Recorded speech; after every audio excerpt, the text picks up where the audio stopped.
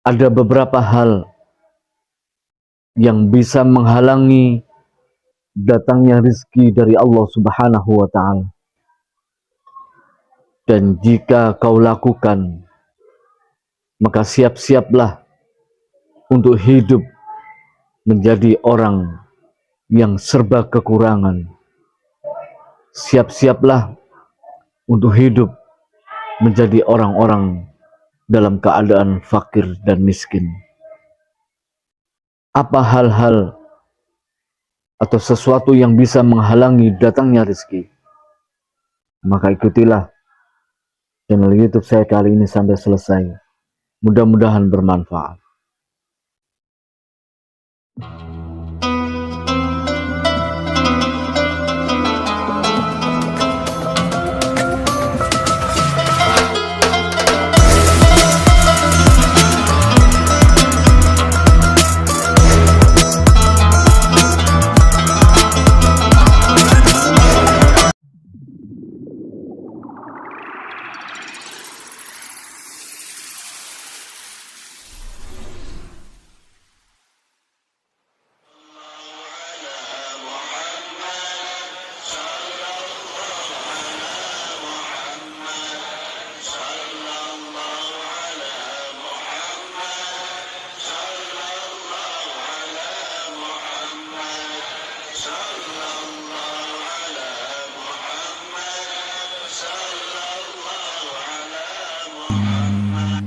Ya Allah, rahmati kami dengan Al-Quran. Jadikan ia pimpinan, cahaya, petunjuk dan rahmat. Ya Allah, ingatkan kami apa yang terlupa, ajarkanlah yang tak diketahui. Rizkikan kami membacanya siang dan malam, sepanjang siang dan malam. Jadikan ia penolong kami, ya Rabbal Alamin. Assalamualaikum warahmatullahi wabarakatuh. Bismillah, alhamdulillah, wassalatu wassalamu ala rasulillah Sayyidina Muhammadin ibn Abdillah wa ala alihi wa sahbihi wa mawala. La hawla wa la quwata illa billah, amma ba' wa qala rabbi israh li sadri wa yassir li amri wa hlul 'uqdatam min lisani yafqahu qawli. Subhanaka la ilma lana illa ma 'allamtana innaka antal alimul hakim. Sadaqallahul azim. Hadratul muhtaramin, sahabatku sekalian yang mudah-mudahan selalu dimuliakan oleh Allah Subhanahu wa Ta'ala. Mudah-mudahan panjenengan semua selalu mendapatkan karunia kesehatan dari Allah, karunia rezeki yang banyak dan berlimpah dari Allah, karunia kebahagiaan, dan mudah-mudahan kita selalu mendapatkan perlindungan dari Allah Subhanahu wa Ta'ala, terutama perlindungan kelak di yaumil hisab, di hadapan Allah Subhanahu wa Ta'ala. Sahabatku sekalian, ada beberapa hal yang bisa membuat rezeki kita terhalang. Allah menurunkan rezeki bagi setiap makhluknya. Cuman ada beberapa penghalang-penghalang yang bisa menghalangi datangnya rezeki dari Allah. Dan itu merupakan akibat beberapa ulah manusia itu sendiri. Beberapa sebab yang bisa menghalangi datangnya rezeki Allah. Yang pertama adalah perbuatan dosa. Dosa yang dilakukan oleh manusia, terutama dalam hal ini yang bisa menghalangi datangnya rezeki, adalah dosa dari berbuat bohong, berkata bohong, ataupun berbuat bohong. Ini yang dikatakan oleh ulama al-hikmah, bahwa orang yang bohong dapat menghalangi datangnya rezeki dari Allah Subhanahu wa Ta'ala. Di dalam surah An-Nahl ayat 105, Allah Subhanahu wa Ta'ala berfirman, "Innama yaftaril kadzibal ladzina la yu'minuna bi ayatillahi wa ulaika humul kadzibun." Sesungguhnya yang mengada-adakan kebohongan hanyalah orang-orang yang tidak beriman kepada ayat-ayat Allah, dan mereka itulah pembohong. Sahabatku sekalian, di dalam salah satu hadis Rasulullah Shallallahu Alaihi Wasallam yang diriwayatkan oleh Imam Bukhari, hadis ini hadis sahih. Rasulullah Shallallahu Alaihi Wasallam bersabda, "An Hakim min Ibni Hizam radhiyallahu anhu qala Rasulullah sallallahu alaihi wasallam,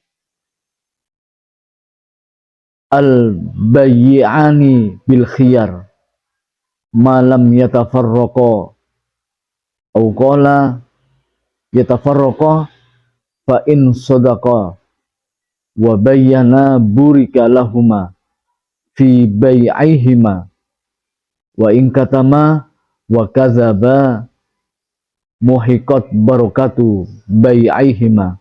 Rawahul Bukhari. Apa kata Nabi?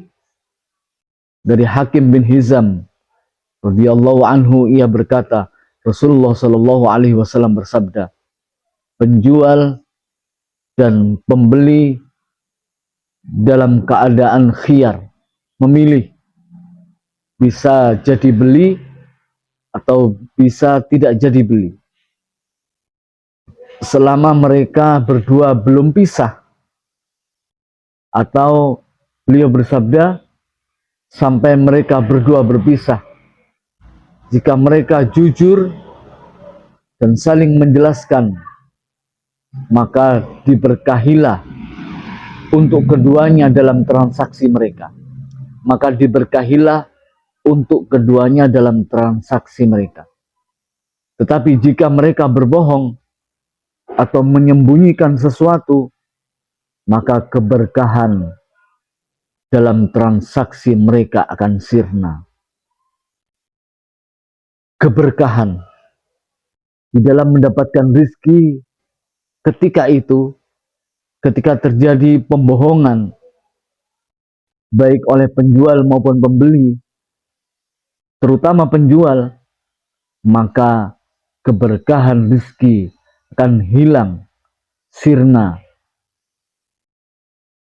dari mereka berdua. Ini yang dikatakan oleh Rasulullah. Ketika rizki itu hilang keberkahan,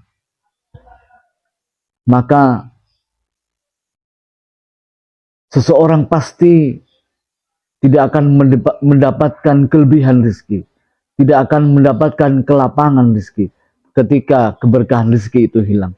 Makanya salah satu ulama berdoa, Allahumma barik li fi rizki. Ya Allah, berilah aku keberkahan rizki. Allahumma barik lana fi rizkina. Ya Allah, berilah kami keberkahan rizki. Ketika sang ulama itu ditanya, ditanya oleh seseorang, kenapa kau minta keberkahan? Kenapa kau tidak langsung meminta rizki kepada Allah? Apa kata ulama tersebut? Aku meminta keberkahan rizki. Kenapa aku tidak meminta rizki? Karena semua makhluk Allah pasti sudah mendapatkan rizki dari Allah. Semua sudah ada takaran rizkinya masing-masing. tetapi untuk keberkahan tidak.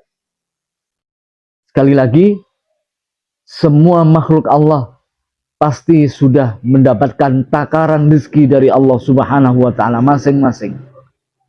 Tetapi untuk mendapatkan keberkahan rezeki, tidak semua mendapatkan keberkahan rezeki.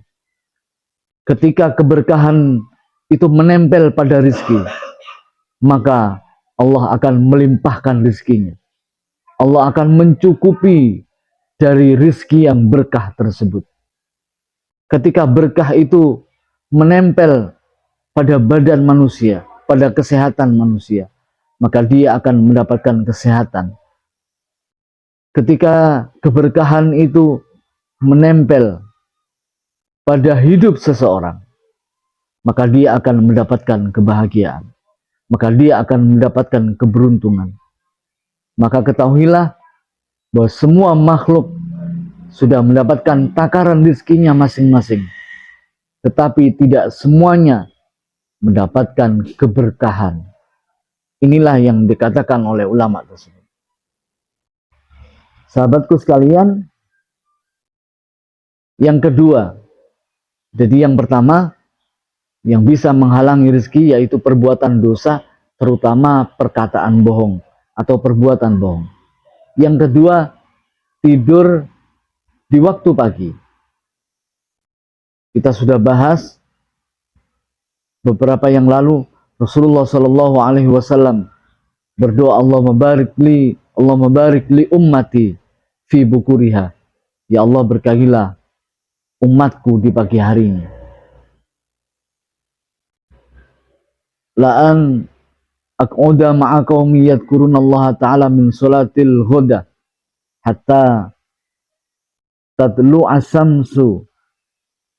asamsu ahabbu ilayya min u'tiku arba'atan min waladi Ismail. Aku duduk bersama orang-orang yang berzikir kepada Allah mulai dari waktu subuh hingga terbit matahari. Artinya waktu pagi lebih aku cintai daripada memerdekakan 4 orang budak dari putra Nabi Ismail alaihissalam. Inilah salah satu rahasia di pagi hari. Jadi yang bisa menghalangi rezeki seseorang yaitu tidur di waktu pagi. Maka Rasulullah pernah membangunkan Fatimah yang tidur di pagi hari. Ya bunayya kumi ishadi, wahai anak kesayanganku, bangunlah, ishadi rizqa rabbika, maka saksikan rezeki dari Tuhanmu, wala takuni minal ghafilin, dan janganlah kamu termasuk golongan orang-orang yang lalai. Fa innallaha yaqsimu arzaqan nas ma baina tulu'il fajri ila tulu'is syamsi.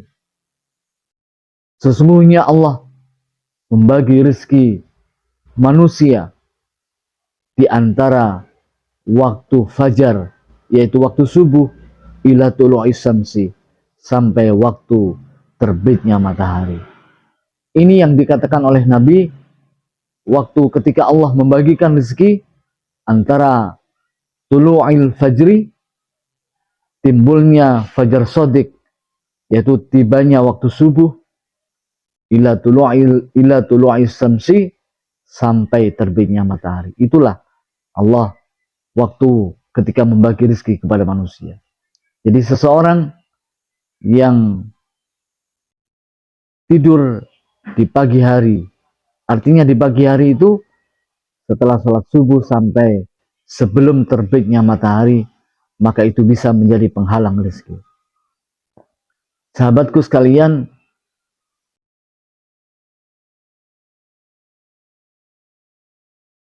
penghalang rezeki yang ketiga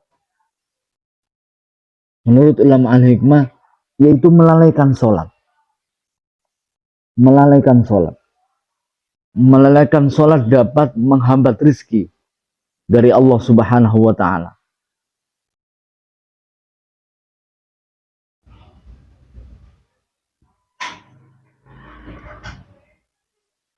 Walau anna ahlul qura, di dalam surat Al-A'raf ayat 96.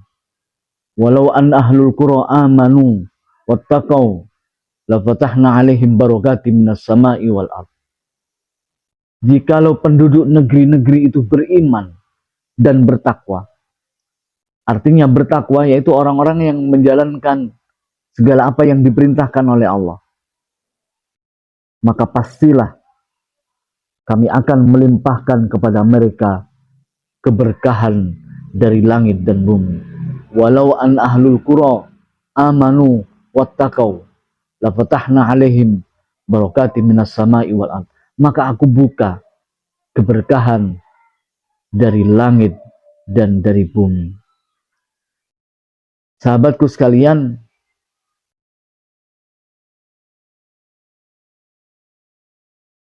di dalam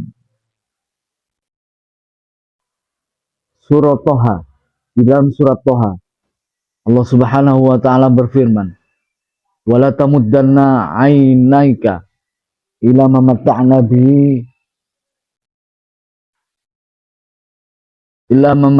bihi azwajan minhum zahratal hayatid dunya inaftinahum fi warizqu rabbika khairan wa abqa wa'mur ahlaka bis salat." Di sini intinya, wa'mur ahlaka bis salati wastabir 'alaiha, dan perintahkanlah kepada keluargamu bis salati, untuk mendirikan salat, wastabir 'alaiha, dan bersabarlah di dalam mengerjakan salat. La nas'aluka rizqan, aku tidak meminta rizki. Nahnu narzuk, justru kami, kata Allah, yang memberikan rizki. Inilah ada hubungan antara sholat dan kelancaran rizki. Barang siapa yang melalaikan sholatnya, bermalas-malas di dalam sholatnya, maka bersiap-siaplah, rezekinya akan terhambat, rezekinya akan dihalangi oleh kemalasan di dalam sholat. Wa'mur ahlaka bis sholat, perintahkan keluargamu untuk sholat, wastabir 'alaiha, dan bersabarlah di dalam mengerjakan perintah Allah yang berupa sholat. Wastabir 'alaiha, la nas'aluka rizqan, aku tidak meminta rizki, kata Allah. Nahnu narzuk, bahkan aku yang memberikan rizki kepadamu. Wal akibatu lit taqwa, dan itu disebabkan bagi orang-orang yang bertakwa. Akibat yang baik itu adalah bagi orang-orang yang bertakwa. Artinya apa? Bahwa kebalikan, barang siapa yang melalaikan sholat, maka bersiap-siaplah, rezekinya akan terhalang dari Allah Subhanahu wa ta'ala. Sahabatku sekalian, jadi penghalang rezeki yang ketiga, melalaikan sholat. Maka jangan lalaikan sholat. Yang keempat, memutuskan tali silaturahim, bisa menghalangi rezeki dari Allah Subhanahu wa ta'ala. Rasulullah Shallallahu alaihi wasallam bersabda, "Man ahabba ayyabsuta lahu fi rizkihi." Barang siapa yang ingin dilapangkan rezekinya, wa yunsa'alahu fi atharihi, dan dipanjangkan umurnya, fal yasim rahimah, maka ikatlah tali silaturahim, jalinlah tali silaturahim kepada siapapun, kepada saudaranya, terutama saudara kandung, kepada kerabatnya, kepada tetangganya, kepada teman-teman sejawatnya, kepada teman kerjanya, semuanya jalinlah tali silaturahim. Ini merupakan pelancar rezeki. Sebaliknya, barang siapa yang menahan silaturahim, dia punya musuh, dan tidak mau untuk bersilaturahim, maka siap-siaplah sebagai penghalang rizki dari Allah Subhanahu wa Ta'ala. Jadi penghalang rizki yang keempat yaitu memutus tali silaturahim. Yang kelima, kurang bersyukur. Kurang bersyukur ini bisa memicu atau menghambat rizki kita dari Allah Subhanahu wa Ta'ala.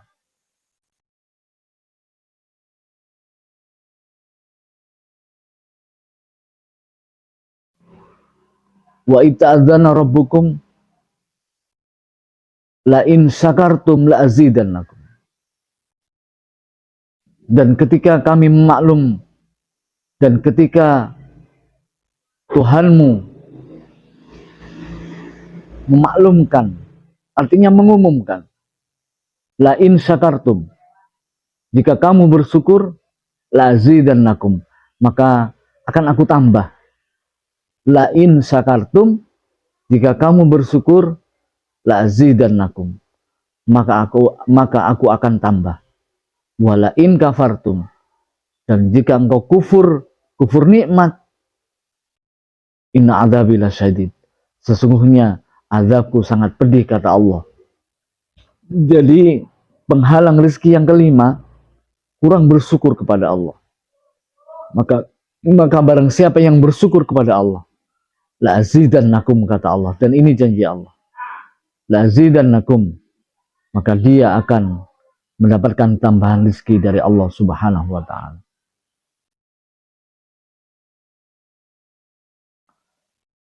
Ini yang kelima. Kemudian yang keenam, apa yang menjadi penghambat rezeki? Yaitu memakan makanan yang haram, yang sangat tidak disukai oleh Allah Subhanahu wa Ta'ala. Kulu min thayyibati ma razaqnakum, dalam surat Toha ayat 81. Kulu min thayyibati ma razaqnakum wa la tadghaw fihi fa yahilla 'alaikum ghadabi wa may yahlil 'alaihi ghadabi faqad hawa. Makanlah sebagian yang baik-baik dari rizki yang telah kami anugerahkan kepadamu, dan janganlah engkau melampaui batas. Artinya memakan makanan yang tidak baik menurut Allah, yaitu haram, baik dari zatnya maupun cara memperolehnya. Janganlah engkau melampaui batas yang menyebabkan kemurkaanku akan menimpamu. Siapa yang ditimpa kemurkaanku, maka sungguh binasalah dia, kata Allah Subhanahu wa Ta'ala. Inilah seseorang yang memakan rezeki yang haram, baik haram zat. Haram zat itu contohnya misalkan hewan yang diharamkan oleh Allah, babi, itu haram zatnya. Kalau haram cara memperolehnya, misalkan mencuri semangka, misal semangka halal, tetapi cara memperolehnya yang dilarang oleh Allah. Dan seseorang yang memakan makanan haram, maka bisa menghambat datangnya rezeki dari Allah Subhanahu wa Ta'ala. Itu yang keenam. Yang ketujuh, apa yang bisa menyebabkan terhalangnya rezeki?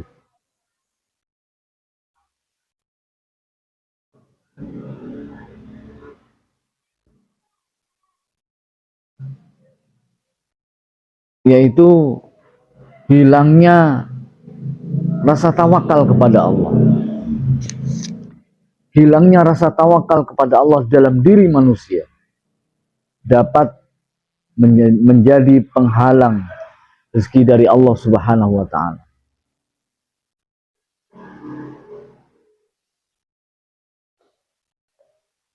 Wa may yatawakkal 'ala Allah fahuwa hasbuh. Barang siapa yang bertakwa kepada Allah, niscaya Allah akan mencukupinya. Wa may yatawakkal 'ala Allah, barang siapa yang bertawakal kepada Allah, fahuwa hasbuh, maka Allah akan mencukupinya, mencukupkan keperluannya. mencukupi keperluannya. Maka inilah firman Allah di dalam surat At-Tolak ayat 3. Ini jelas artinya apa? Barang siapa yang kurang tawakalnya kepada Allah, kurang berserah dirinya kepada Allah, maka itu bisa menjadi penghalang rezeki kita dari Allah Subhanahu wa taala. Maka jangan lakukan, berserah dirilah kepada Allah. Tetap terus berusaha, tetapi jangan tinggalkan tawakal, bersandar kepada Allah Subhanahu wa taala.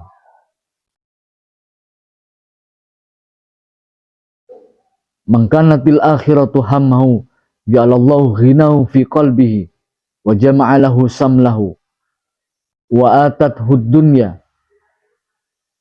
wa hiya rahimatun wa mangkanatid dunya hammahu ja'alallahu faqrahu baina ainaihi wa faraqa alaihi samlahu wa lam ya'tihi minad dunya ila ma qaddara lahu. Penghalang rezeki yang selanjutnya yaitu sibuk dengan urusan dunia. Jadi setelah hilangnya atau berkurangnya rasa tawakal yang termasuk penghalang rezeki, yang ketujuh, 1, 2, 3, 4, 5, 6, 7, 8. 8. Penghalang rezeki yang ke-8 yaitu sibuk dengan urusan duniawi. Jangan dikira orang yang sibuk dengan urusan duniawi maka dia akan semakin kaya. Menurut orang-orang yang beriman, menurut ulama al-hikmah, orang yang disibukkan dengan urusan duniawi itu menjadi penghalang rezekinya kepada Allah Subhanahu wa taala. Artinya apa? Disibukkan itu maksudnya karena kesibukannya sampai dia melalaikan kewajiban Allah Subhanahu wa taala. Kewajiban sholat, karena sibuknya mengurusi duniawi, mengurusi kerjaannya, maka dia lalai di dalam sholat. Maka ini bisa menjadi penghalang. Maka dia lalai kewajibannya terhadap Allah, lalai kewajiban terhadap suami atau istrinya, lalai kewajiban terhadap anak-anaknya, lalai kewajiban terhadap orang tuanya. Maka ini bisa menjadi penghalang. Sibuk artinya apa? Melalaikan kewajibannya. Apa kata Rasulullah SAW? Hadis diriwayatkan oleh Imam Muslim. Hadis sahih. Ayuhan nas, wahai manusia, innallaha tayyibun la yuqbalu illa tayyibna.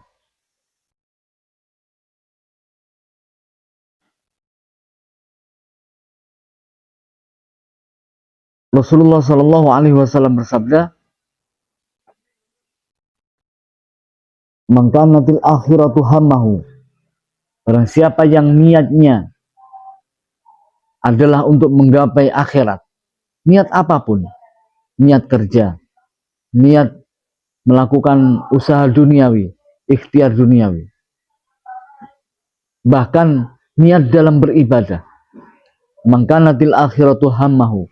Barang siapa yang mencari akhirat di dalam niatnya, ja'alallahu ghinahu fi qalbihi, maka Allah akan memberikan kecukupan di dalam hatinya. Wa atahud dunya wa hiya rahimatun, dan dia akan menyatukan keinginannya yang tercerai-berai.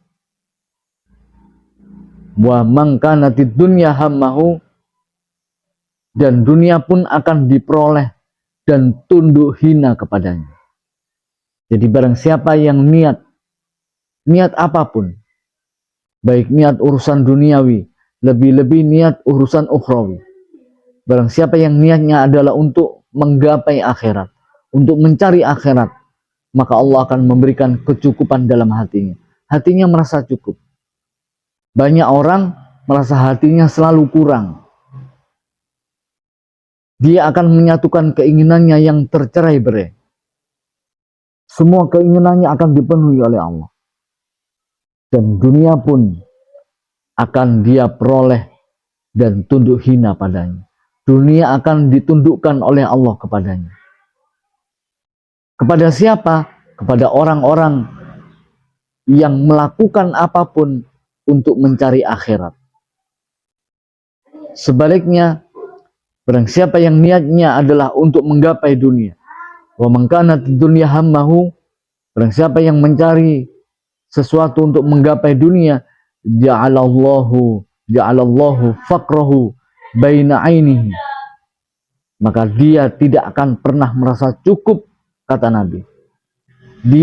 Allah akan menjadikan di dalam hatinya tidak akan pernah merasa cukup.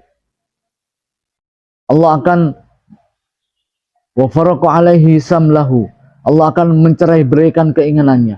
Allah tidak akan memberikan keinginannya. Walam ya'tihi minad dunya illa ma qaddara lahu. Dunia pun tidak dia peroleh kecuali yang telah ditetapkan kepadanya. Bahwa dunia bisa bertambah dari apa yang ditetapkan oleh Allah.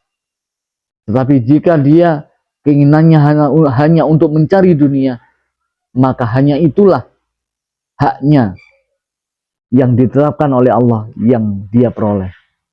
Artinya tidak ada keberkahan, tidak ada kelebihan rezeki yang ditambahi oleh Allah.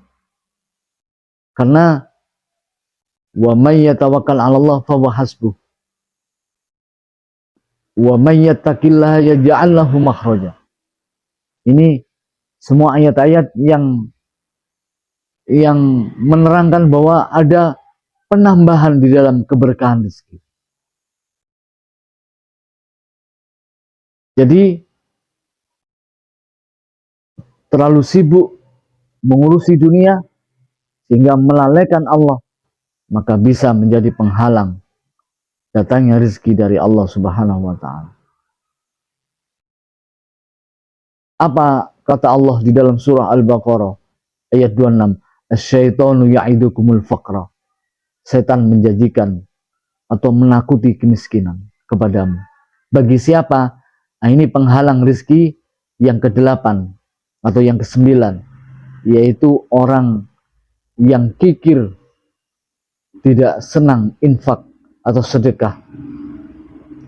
Orang yang kikir, tidak senang sedekah atau infak, maka bisa menjadi penghalang rezekinya dari Allah Subhanahu wa taala. Kenapa demikian?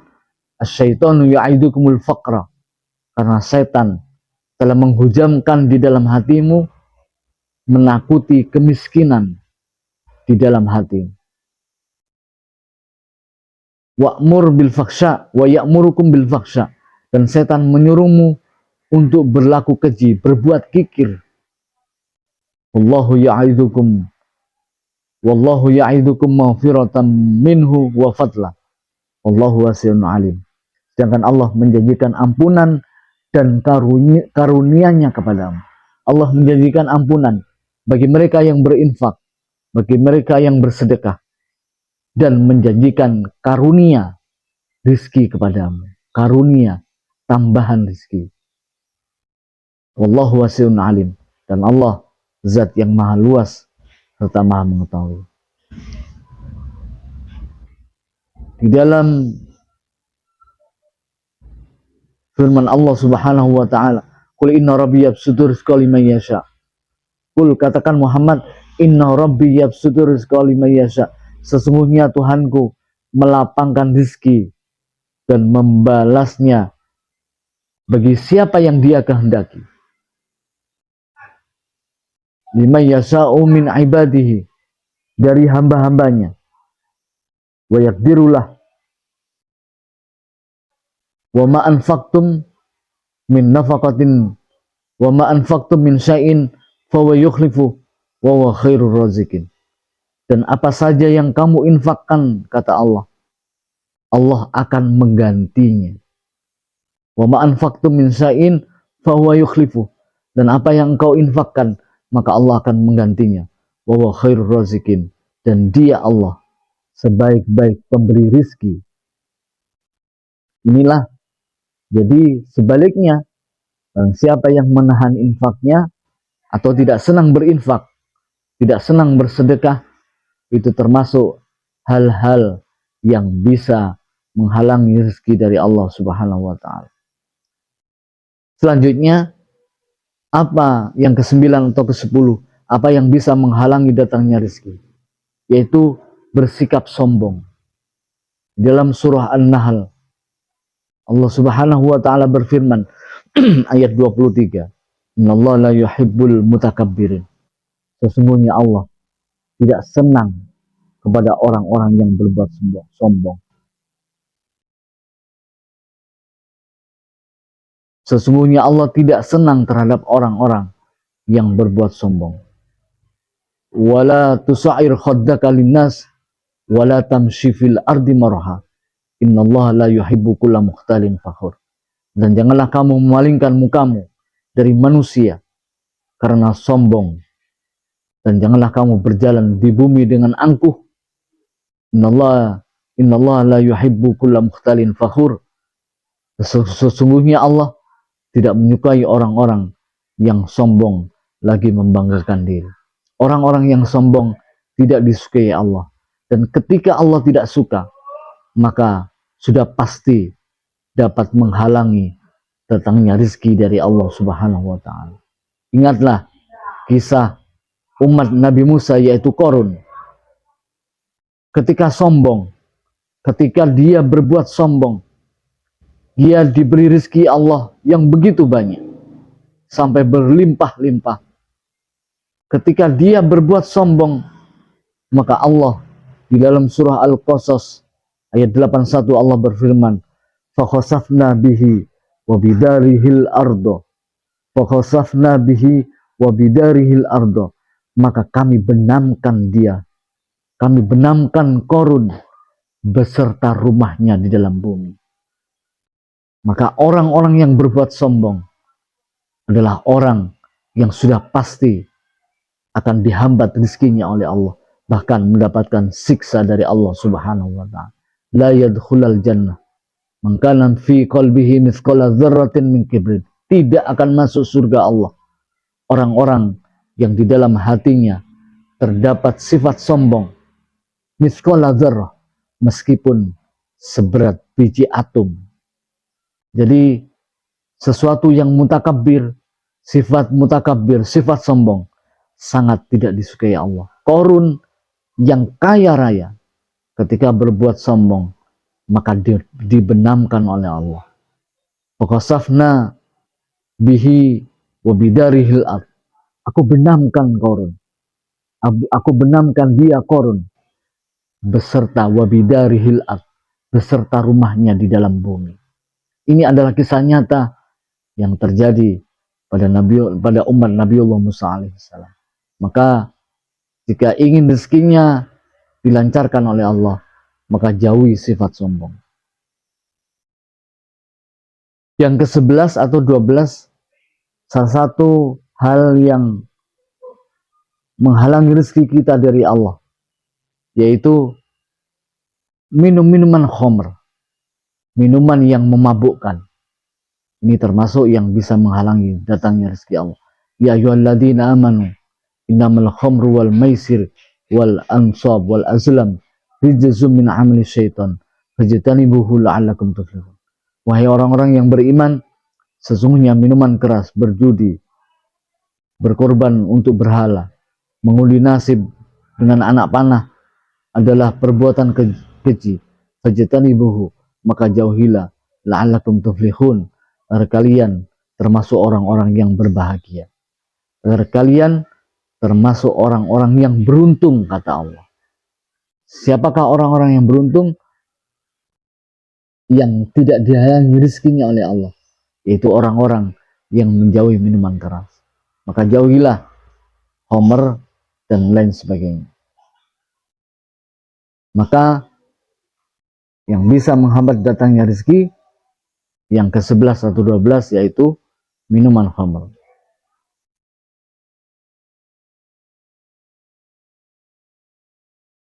Kemudian yang bisa menghalangi datangnya rezeki yaitu syirik, menyekutukan Allah. Innallaha la yaghfiru ay yushraka bihi wa yaghfiru ma duna dzalika liman yasha wa may yusyrik billahi faqad dhalla dhalalan ba'ida. An-Nisa 116. Sesungguhnya Allah tidak mengampuni dosa mempersekutukan Allah. Wa yaghfiru ma duna dzalika liman yasha, dan dia mengampuni dosa selain syirik. Wa may yusyrik billah, maka barang siapa yang berbuat syirik kepada Allah, faqad dhalla dhalalan ba'ida, maka dia dalam keadaan tersesat yang sangat jauh, kata Allah Subhanahu wa taala. Fal ya'budu rabb hadzal bait, di dalam surah Al-Quraish, ila fi quraisyin ila fi rihlatas sita'i was-shaif fal ya'budu rabb hadzal bait, maka hendaklah mereka menyembah Tuhan pemilik Ka'bah, alladzi at'amahum min ju', yaitu yang telah memberikan mereka makanan untuk menghilangkan lapar, wa amanahum min khauf, dan memberikan rasa aman dari rasa takut. Jadi seseorang yang syirik kepada Allah, yang melakukan kemusyrikan kepada Allah, maka hubungannya dengan ayat ini, Allah adalah yang memberi makan kepadanya. Allah yang memberikan makanan agar dia tidak kelaparan. Artinya bahwa Allah yang memberikan rezeki.